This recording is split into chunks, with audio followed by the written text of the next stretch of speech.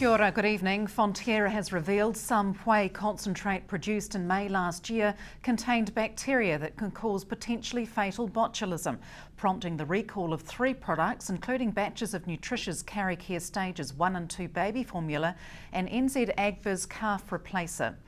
The dairy giant is in damage control after taking the precautionary measure to recall products made from 3 batches of whey concentrate produced at a plant in the Waikato.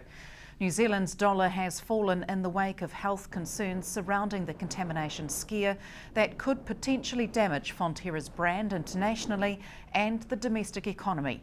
Despite tight global supply, the recall could also jeopardise future exports to several countries, including China and Russia.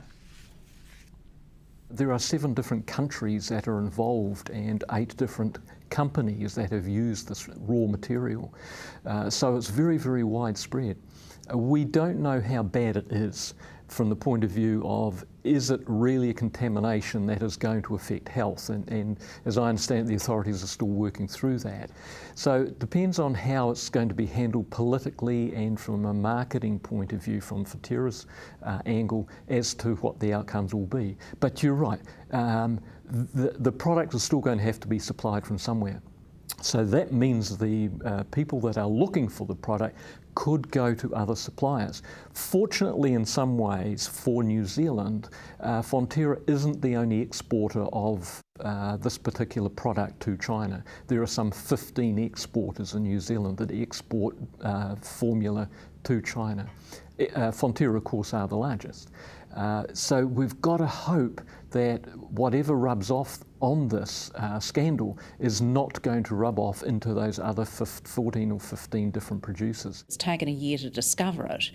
How long potentially is it going to be till we can recoup our reputation? I suspect there's a lot of people rushing around in panic mode right now, and 3 or 4 days down the track we might find that it isn't such a big thing as we're perceiving it right now, and they may have been able to negotiate their way through it to not damage our reputation. It's totally imperative that they do not damage our total reputation.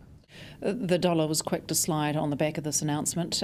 Do you think there'll be more change there to come? I suppose if there's going to be an upside, some of the exporters won't mind the New Zealand dollar sliding a little bit right now. But I think that can reverse itself within hours, that sort of market. So the dollar could change within 2 or 3 hours. It's so volatile. And Fonterra's forecast payout, of course, it's been announced. Well, that's the strange thing right now. It's all happening at once, isn't it? And the payout is supposed to be one of the best that we've ever had. That's got to have some influence on that payout. There again, affecting our local production and our local economy flow. And details of products and batch numbers recalled are available at www.health.govt.nz.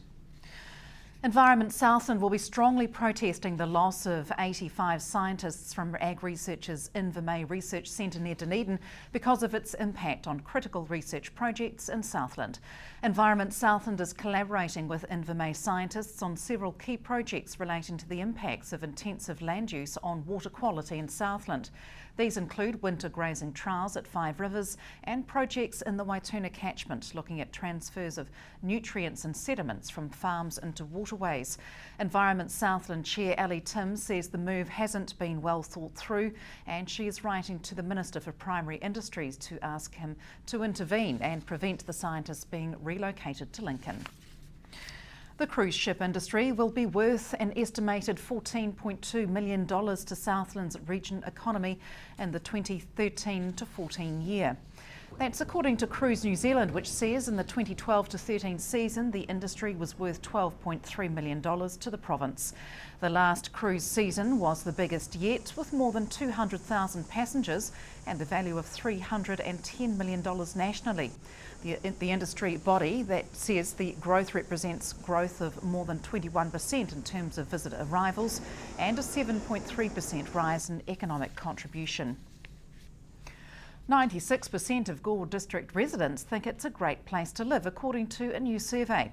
Among results of the Gore District Council resident survey, the majority of respondents think the area is a safe place to live, has a strong sense of pride and community, and good sports facilities and recreation opportunities. The top 3 issues respondents want high priority action on over the next year are water issues, footpaths and roading. 82% said they think the district is sufficiently promoted, while 18% want improvement. More than 400 residents were surveyed by the Southern Institute of Technology. The winners of Southland Smoke-Free Rock Quest on Saturday night may have had a home advantage, with the top 3 placing bands all attending James Hargest College, where the event was held. 10 bands performed at the regional Rock Quest event held at the school after being cancelled due to the snowstorm which battered the country in mid-June. It was only the second time in the event's 25-year history that a gig had been called off, and while it meant Southland bands could not compete at the time to be sent through to the national final, they were instead offered the opportunity to submit videos for consideration. The winner of Saturday's event was Hargest band Scrambled. Stay with us after the break. How Environment Southland will be using technology to keep a closer eye on the Waituna Lagoon.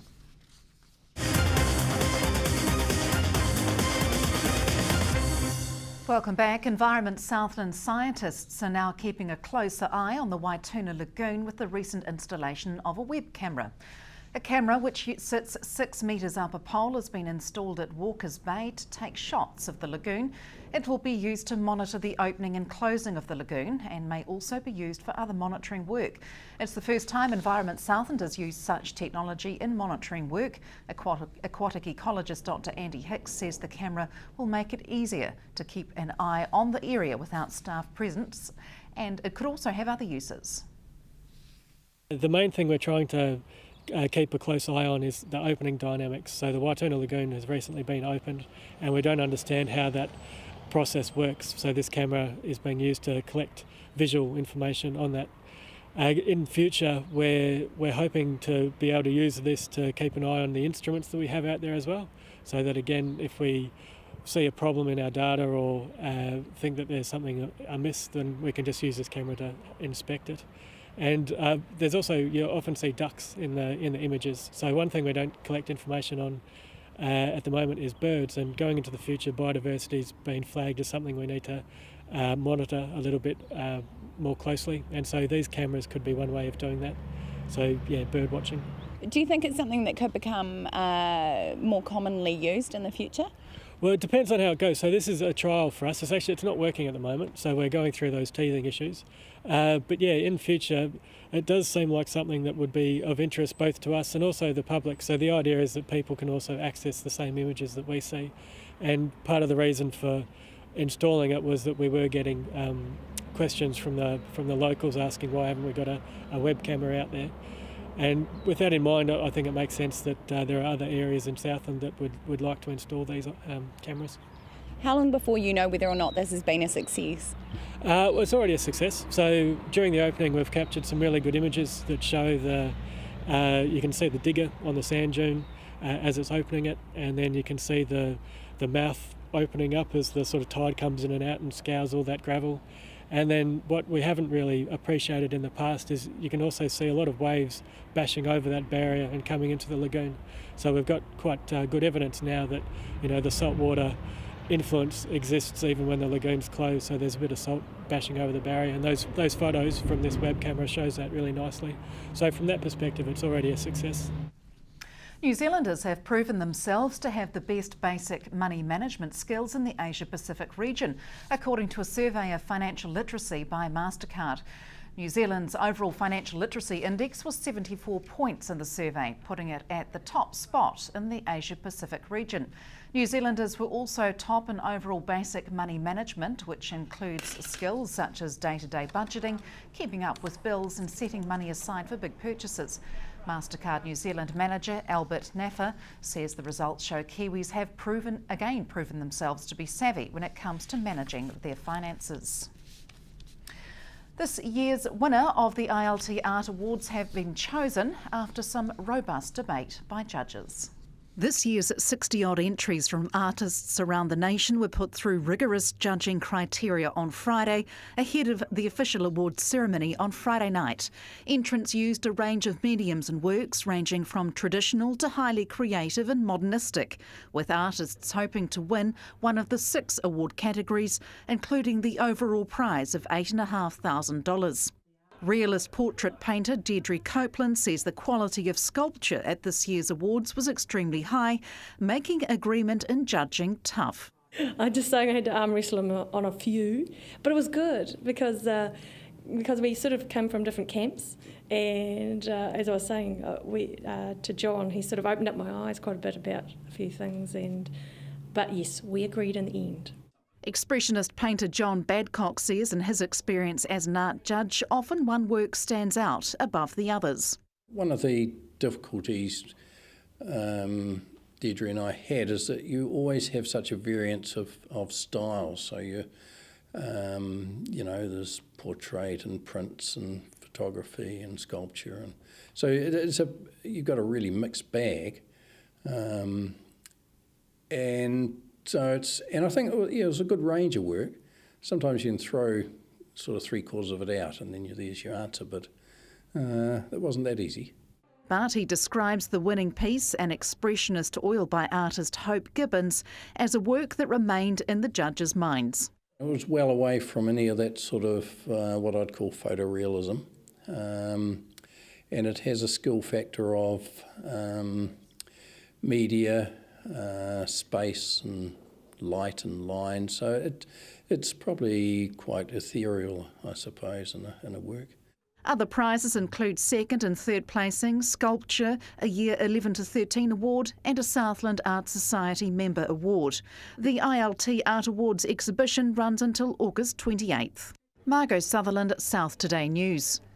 The annual Red Nose fundraiser is underway, kicking off from Bluff this year with a number of famous sporting, television and radio faces cycling the length of the country raising funds. The first leg of the Cure Kids fundraiser began in Bluff on Friday, with celebrities cycling through Invercargill on their way north. Participants will cycle day and night to finish in Capranga on this Sunday, stopping only to compete in challenges and raise money and awareness for Red Nose Day, which falls on August 23rd. This year's appeals theme is Good Sports Cure Kids, and funds raised will be used for research into cures for childhood diseases like leukemia and asthma. And that's it from the news team. Coming up in sport, highlights of the Stags warm-up match against North Otago. We're back tomorrow, same time. Good night.